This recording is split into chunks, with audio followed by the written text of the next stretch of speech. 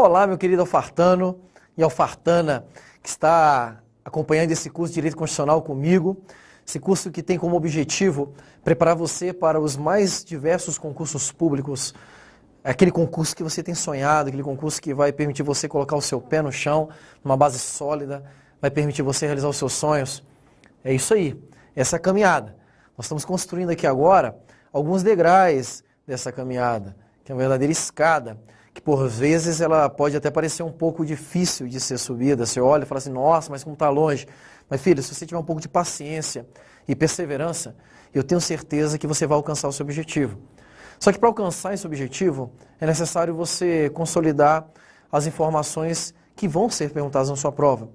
É por isso que eu estou aqui, para te ajudar, estudando o direito constitucional com você e trazendo os principais tópicos dessa matéria que é tão importante no concurso público.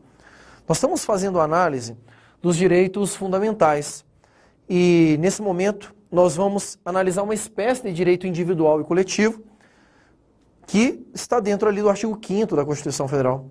E o direito individual que nós vamos trabalhar é com o direito à igualdade.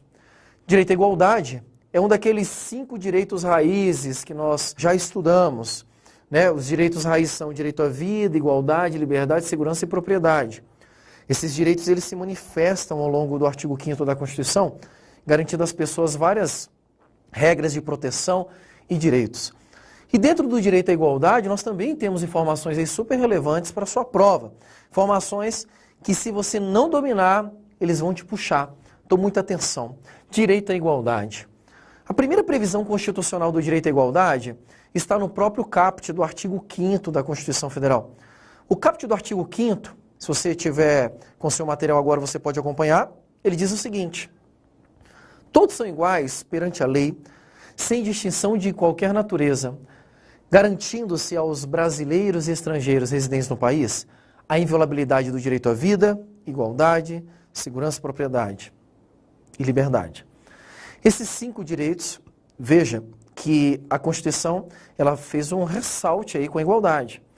Ela falou igualdade no início, quando fala assim, todos são iguais perante a lei, e depois no finalzinho ainda fala assim, garantindo-se a igualdade.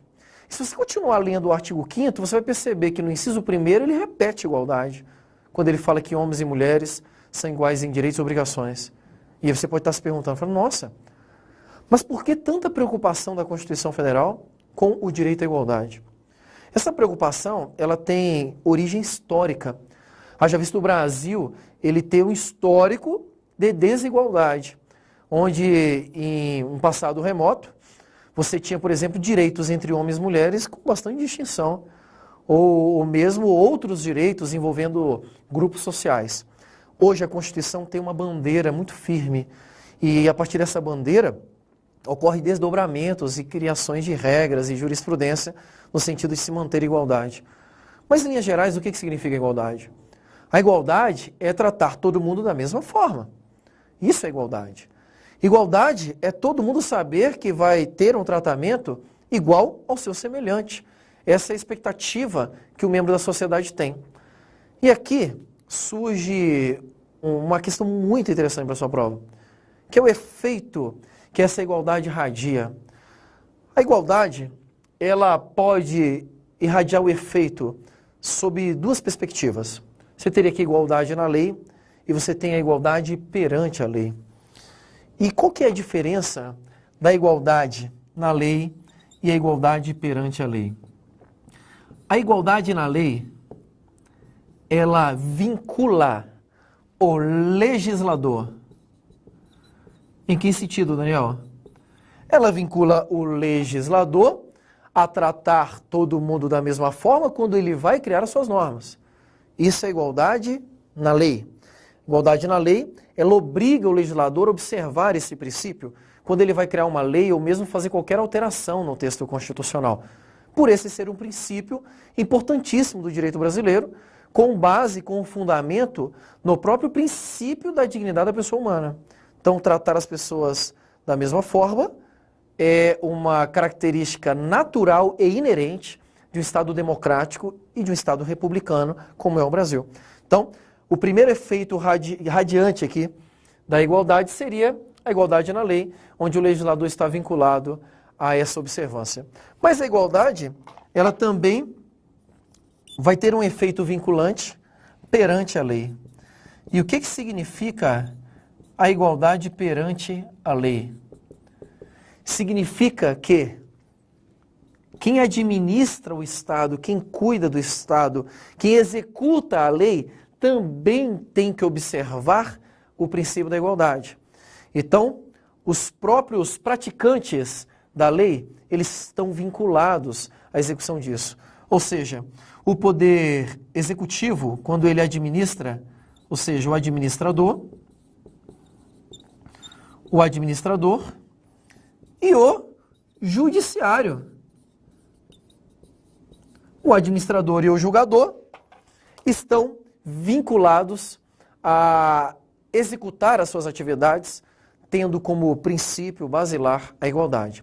Então, quando o administrador ele vai executar alguma coisa, ele tem que observar isso. A mesma coisa o juiz ao aplicar a lei ao caso concreto. Mas você também não pode esquecer que o princípio da igualdade perante a lei também vai trazer um efeito para os particulares. Então aqui nós temos também como destinatário destes efeitos perante a lei os particulares. Os particulares, eles também estão vinculados a agirem em respeito à igualdade. É por isso que, por exemplo, uma empresa, quando ela vai destinar um tratamento a um cliente, principalmente a gente observa isso muito no direito do consumidor, ela tem que dar um tratamento com igualdade e isso pautado na própria legislação que traz as regras que vão vincular o particular na execução dessa atividade, ok? Então nós temos aqui dois efeitos da igualdade, efeitos esses já foram questionados em prova e são muito interessantes para que você possa dominá-los, tranquilo? Essa é a primeira parte de igualdade. Daniel, você falou que a igualdade, ela tem esse duplo efeito radiante, mas ela também tem uma perspectiva bem diferenciada. Porque quando você pensa em igualdade, quando você pensa assim, pô, vou tratar todo mundo da mesma forma, você pensa, então quer dizer que eu sempre serei tratado da mesma forma? Vamos pensar um pouco. Vamos pensar aqui numa das situações que mais me causa assim, uma certa sensação de justiça, né? Licença maternidade. Né? Se você pegar a licença maternidade, olha como é que é injusta essa parada. 120 dias para a mulher e 5 para o homem. E aí eu fico pensando, pô, mas a Constituição falou que homem e mulher são tratados da mesma forma em direitos e obrigações, por que essa diferenciação? Aí você fala assim, Daniel, você está sem preconceito. Não, olha só, não para por aí não.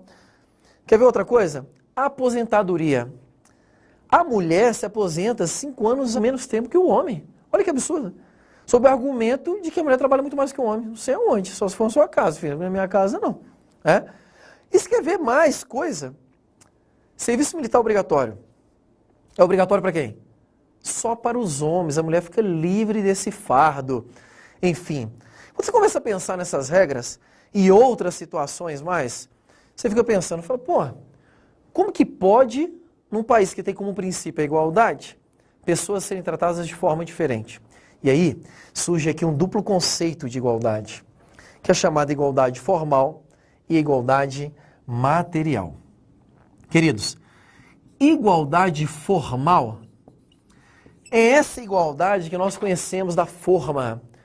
É a igualdade que a Constituição traz, onde todo mundo é tratado da mesma forma. Por isso, igualdade formal. É aquela igualdade que não enxerga a distinção entre as pessoas, que não se preocupa com a realidade. Ela é uma igualdade que na tua prova você pode encontrar com o termo jurídica. Igualdade jurídica ou igualdade formal. Ela simplesmente trata todo mundo da mesma forma. É só você imaginar o seguinte. Tirar a Carteira Nacional de Habilitação no Brasil. Qual que é a idade? 18 anos. Para quem? Para todo mundo. Igualdade formal. Concurso público, a prova objetiva. Se você tem tempo para estudar, se você não tem, se você é velho, se você é novo, vai ter prova diferente? Não. É a mesma prova objetiva para todo mundo. Igualdade formal. São situações onde todo mundo é tratado da mesma forma. Mas só este conceito da igualdade formal se mostrou insuficiente para produzir uma verdadeira justiça no Brasil. E aí, criou-se ao longo do tempo o conceito da chamada igualdade material. E a igualdade material é interessante, Porque apesar de eu trazer para você aqui fundamentos, justificativas de que a Constituição adota a igualdade formal como bandeira, nós não podemos ignorar que a Constituição Federal, na prática, ela vai trazer regras de igualdade material. E o que é essa igualdade material, Daniel? Igualdade material, ela se consubstancia numa expressão. Expressão essa já cobrada em prova. Então já apareceu em prova, por exemplo, essa expressão que eu vou falar agora e perguntou, que tipo de igualdade é essa? Igualdade material é tratar os iguais com igualdade e os desiguais com desigualdade, na medida das suas desigualdades. Olha que interessante. Igualdade material. Se tem duas pessoas na mesma posição jurídica, na mesma situação, eu trato da mesma forma. Se eu tenho pessoas com situação jurídica diferente, eu posso tratá-los de forma diferente. Sabe por quê? Porque se eu tratar de forma igual essas duas pessoas diferentes, eu vou ser injusto. É por isso que a igualdade material ela ganha espaço no Brasil em várias regras que eu quero compartilhar com vocês agora. Então, guarde essa expressão. Igualdade material é tratar os iguais com igualdade e os desiguais com desigualdade. Vamos pegar o exemplo da licença maternidade?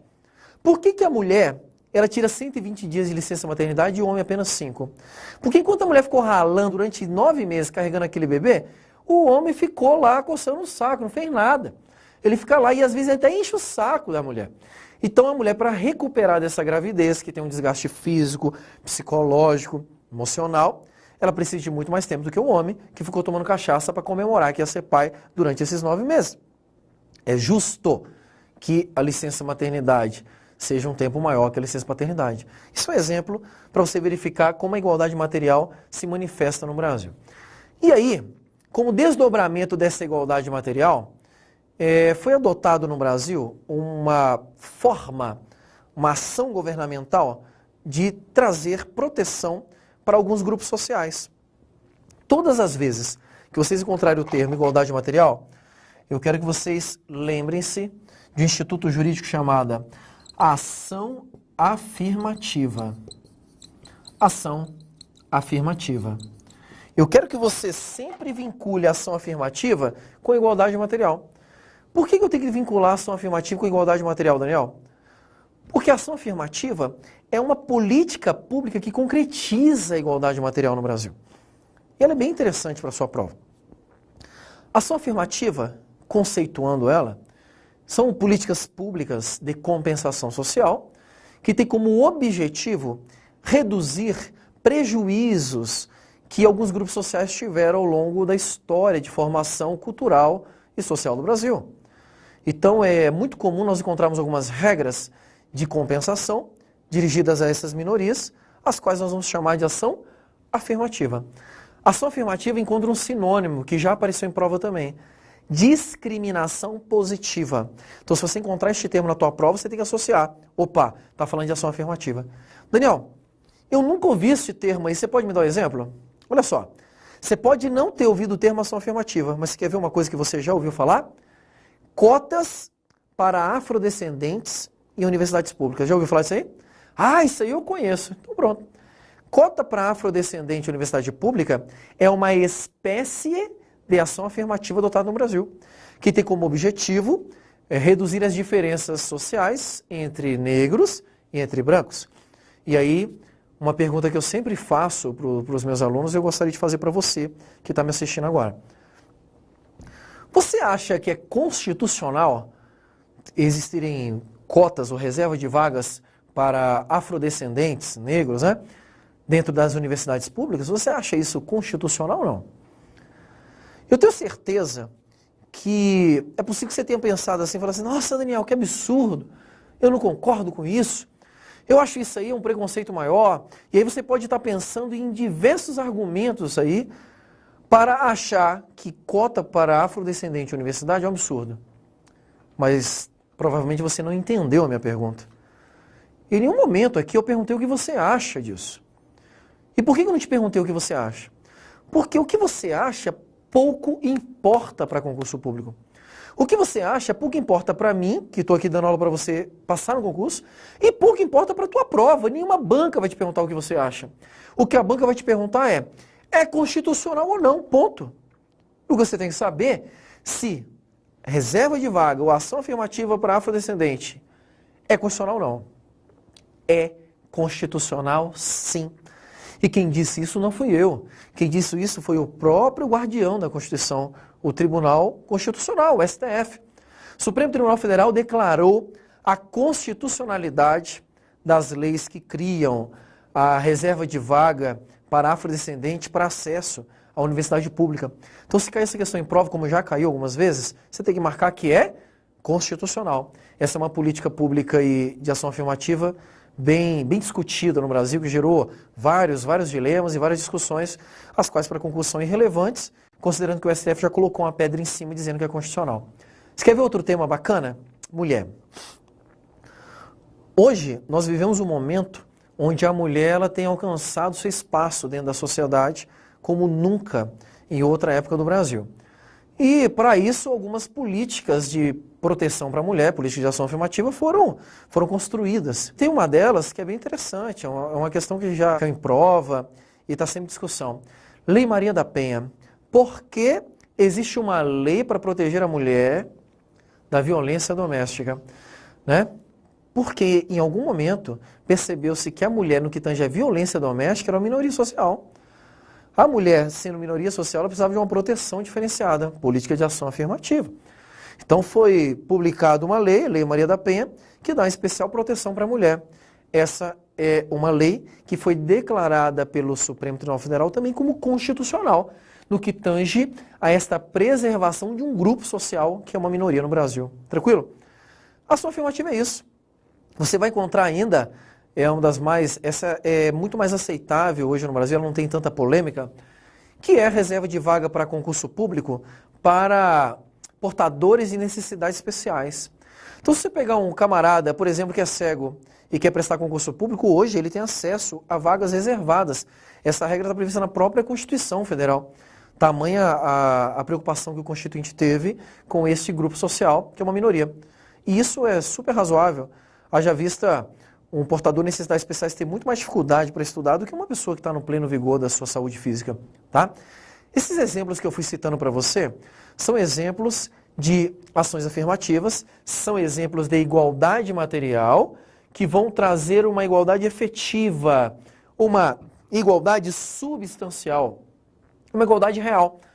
É por meio de ação afirmativa, é por meio de uma política de igualdade material que de fato você consegue produzir uma verdadeira justiça no Brasil. Então esse é um tema bem interessante aí, que pode ser trabalhado na sua prova. E quando ele é trabalhado em prova, como é que eles gostam de trabalhar? Eles gostam de pegar a diferença entre igualdade material e igualdade formal. Qual é a diferença entre igualdade material e igualdade formal? Pá! E joga lá esses elementos aí. Então se você prestar atenção, tenho certeza que você não vai errar. Existe aqui um outro tema, esse aqui cai muito em prova, que você tem que ter cuidado, diz respeito à igualdade nos concursos públicos. O concurso público, ele é regulamentado, tanto na sua previsão inicial, que é na Constituição, como nas demais leis, sempre tendo como base um tratamento igual entre as pessoas. Então, o concurso público é regido por este princípio, né? Princípio da isonomia, que aí você pode até acrescentar no seu materialzinho aí, como sinônimo, né, de igualdade. Você pode encontrar isso na sua prova. A palavra isonomia. Isonomia significa igualdade. No concurso público, a isonomia tem que ser observada, sob pena daquela prova ser declarada ali nula, né? E você encontra nas provas, então, regras bem claras lá, que geralmente estão emanadas no edital. Mas se você começar a pesquisar, você vai encontrar algumas coisas interessantes. Por exemplo, e aí eu te pergunto, será que eu posso restringir o acesso a um cargo público para uma pessoa mais velha? Tipo, esse cargo aqui é só para novinho, velho não tem vez? Será que eu posso fazer isso? Ou então, eu reservar o acesso ao cargo público para a pessoa que tem altura mínima? Será que eu posso exigir altura mínima no concurso? Baixinho aqui não entra. Será que eu posso fazer isso? Ou então, será que eu posso exigir algum outro critério diferenciado para alguém acessar a um cargo público no Brasil? Essa é a questão que a gente acaba enfrentando agora nesse momento, quando a gente fala da aplicação do princípio da isonomia em concurso público. Então vamos lá. Posso exigir critério diferenciado? Posso. possa exigir critério diferenciado, isso é pacífico, não tem discussão sobre esse tema. E, Daniel, mas será que eu posso exigir qualquer critério diferenciado? Vou pegar um exemplo de um edital que eu estava vendo para policial militar. E o edital trouxe a seguinte regra. Olha, para ser policial militar você não pode ter acne. Meu querido, não pode ter acne? Deixa eu te perguntar. Quem não tem acne, né? Ai, Daniel, não tenho, porque eu uso os cremes da Victoria's Secret, eu não tenho. Tá, filho, você pode comprar os cremes, mas o povão, o pobre, tem acne, né? Por quê? Todo mundo tem, faz parte da nossa própria natureza biológica lá. Pronto, estava lá no edital. Ou então outro edital que foi mais legal, esse edital foi mais legal. Era para gari, e eu não lembro qual estado do Brasil, e no edital dizia assim, olha, para você ser gari, você tem que ser brasileiro e tem que ter todos os dentes da boca. E eu fiquei imaginando, falei, caraca, por que você precisa ter todos os dentes da boca para ser gari? Você vai carregar o saco de lixo com a boca, os dentes, né? Saiu carregando, correndo lá, para carregar mais saco de lixo. Cara, tem algumas regrinhas que são bem interessantes, que de vez em quando nós vemos no edital pelo Brasil aí. Uma que foi pior, essa foi uma das mais absurdas que eu já vi. Era um concurso para uma Câmara Municipal de um município aí do Brasil, mais precisamente no estado do Paraná, mais precisamente na sede do Alfacom, né, um município, eu não sei qual que é. E aí, naquele município tinha lá a vaga para assistente de plenário da Câmara de Vereadores. Pô, legal, um cargo para nível médio, beleza, assistente de plenário. Requisito do cargo: 5 anos de experiência como assistente de plenário na Câmara de Vereadores. Eu te pergunto, será que pode fazer esse tipo de exigência no edital de concurso público? Esses vários exemplos que eu trouxe para você foi para ilustrar que existem exigências e exigências. E todas as vezes que você encarar isso numa prova, você tem que utilizar alguns princípios. A primeira coisa que você tem que ter em mente é o seguinte: posso exigir critério diferenciado para acesso a cargo público? Posso. Posso exigir. Desde que preenchido 2 requisitos que foram construídos pela própria jurisprudência do Supremo Tribunal Federal. O primeiro requisito é: tem que estar previsto em lei. Atenção, em lei. Não basta estar previsto no edital. Então nós tivemos aí até uma discussão bem interessante na exigência de idade máxima para carreiras militares, que depois de muitos anos descobriu-se que essa exigência estava numa portaria do ministro. E o STF declarou aquela portaria inconstitucional e falou assim, olha, não pode, tem que estar numa lei, e os caras tiveram que se rebolar para continuar exigindo isso, ou seja, tiveram que propor lei e assim por diante. Tem que estar previsto em lei, não basta no edital. Tem que ser lei, sentido formal, aprovado pelo Congresso Nacional. Primeiro requisito. Segundo requisito. Tem que ser necessário o exercício do cargo. Não adianta tu criar um requisito que não é necessário ao cargo. Por exemplo, é necessário o exercício do cargo de gari e ter todos os dentes da boca? Não. Então não posso exigir isso lá no edital como condição para o exercício do cargo. A mesma coisa, é necessária a altura mínima para você ser técnico judiciário de um tribunal? Não. Tá, Daniel, mas se for para a polícia militar, eu posso exigir a altura mínima? Lógico que pode. Tu já imaginou um policial baixinho? Aí o policial lá, parado, vagabundo, mão na cabeça lá. Porra, aí não tem sentido, né? Então, existem concursos que você vai exigir um critério diferenciado e outros não vai ser exigido porque não pode, em razão da natureza do cargo. Então, essas duas coisas você tem que observar. Se está previsto em lei e se é necessário ao exercício do cargo. Observe esses 2 requisitos, o requisito é constitucional. Tranquilo? Então, isso vai valer para altura, para peso, para sexo. Então, por exemplo, a penitenciária feminina, posso restringir o acesso só de pessoas do sexo feminino? Posso. Coisas desse tipo que você vai encontrar aí na sua prova. Tranquilo sobre essa regra? Ainda dentro do concurso, existe ali uma discussão sobre a tatuagem, uma discussão que ainda ela não está pacificada nos tribunais, mas existe uma tendência natural hoje de relativização das regras. Antigamente, vários concursos, principalmente carreiras militares ou das polícias, reprovavam as pessoas pelo uso de tatuagem e várias dessas pessoas que foram reprovadas pleitearam na justiça e conseguiram aí reverter essa situação. É uma situação que não está pacífica em termos, porque o STF já se manifestou no sentido seguinte: se a tatuagem ela tiver alguma inscrição alguma alusão ofensiva aos princípios constitucionais, aos princípios de formação do Estado brasileiro ou da própria instituição, então você pode ser bloqueado, ser restringido seu acesso ao cargo público. E eu vou citar um exemplo. Imagina, você passa no concurso da Polícia Federal, vai ser um policial federal, e você tem uma folha de marihuana gigante nas suas costas, né? Folha de maconha grandona lá, porque você é a favor da maconha. Aí eu te pergunto, será que você pode ser restringido? Óbvio que pode, filho, né? Você vai trabalhar na Polícia Federal, que trabalha com prevenção do uso de drogas. Você vai usar uma tatuagem de folha de maconha? Então, o STF diz que, neste caso, você poderia ter seu acesso restringido com certeza absoluta. Fica uma dica, caso você tenha essa folha desenhada nas suas costas e queira ser policial federal. Então, para você não fazer aquela raspagem dolorida, né, tirar toda a tatuagem, vai ficar uma cicatriz esquisita lá, você pode simplesmente fazer uma nova tatuagem em cima. Você faz um círculozinho, né, e coloca um X assim, diga não às drogas. Fica essa sugestão para você preservar aí a sua tatuagem e entrar na Polícia Federal. Beleza?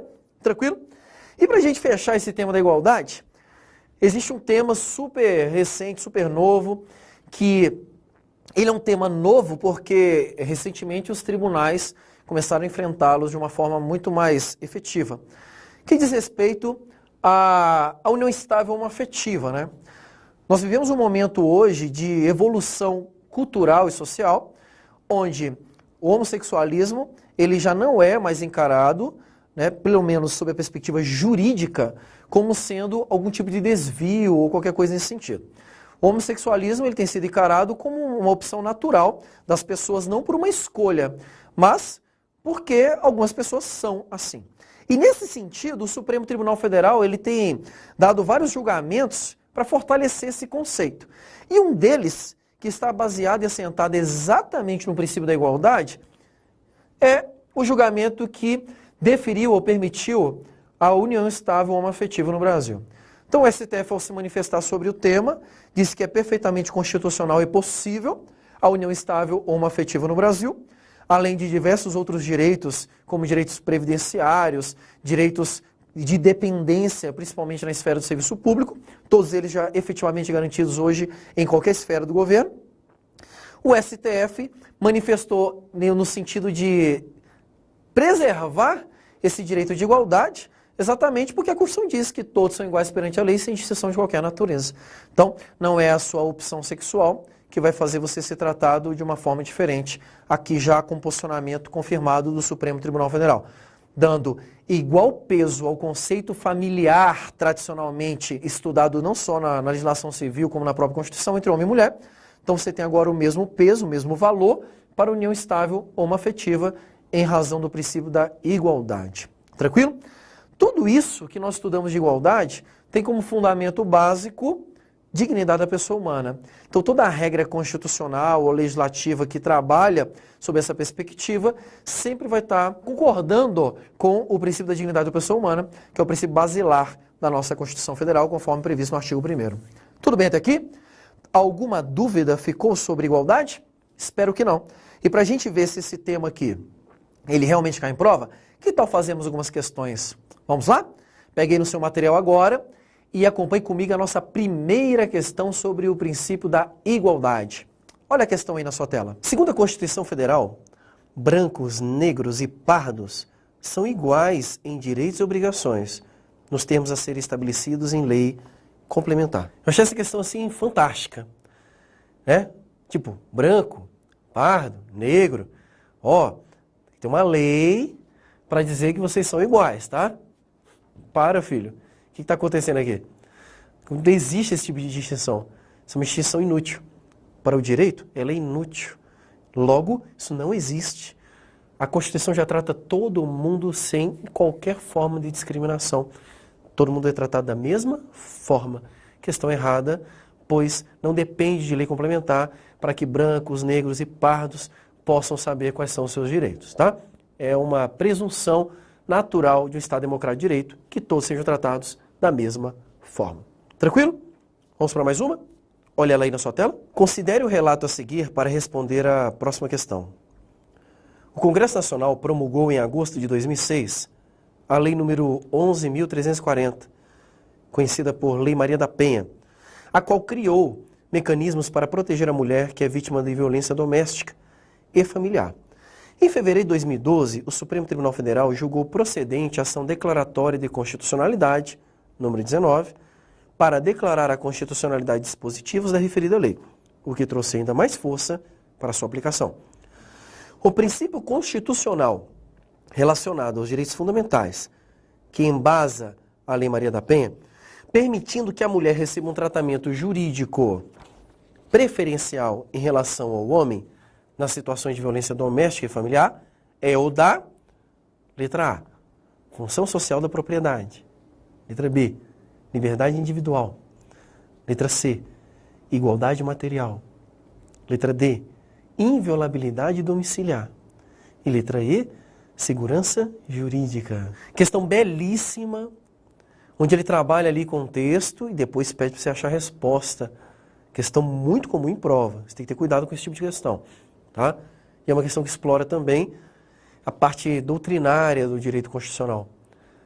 Lei Maria da Penha, ela privilegia, ela prioriza, ela protege a mulher numa relação familiar quando ela está casada. Ou ela convive com o seu marido lá, com o seu homem, o seu amante, qualquer coisa desse tipo. A questão é, dentro dessa relação, a relação afetiva entre homem e mulher, a mulher ela vai ter uma proteção especial, que é a Lei Maria da Penha. Pronto. Essa proteção especial que é a chave da questão. Eu posso tratar homem e mulher de forma diferente? Sim. Todas as vezes que a situação jurídica for diferente. E no que tange a violência doméstica, a violência familiar, a mulher ela é muito mais vítima do que o homem. Por isso foi necessário implantar uma política de ação afirmativa para proteger a mulher com essa lei. Logo, estamos diante do princípio da igualdade material. Resposta, letra C. Igualdade material é tratar os iguais com igualdade e os desiguais com desigualdade. Nessa questão, homem e mulher são desiguais, por isso a norma protetiva. Beleza? Questão, ó, linda para a sua prova.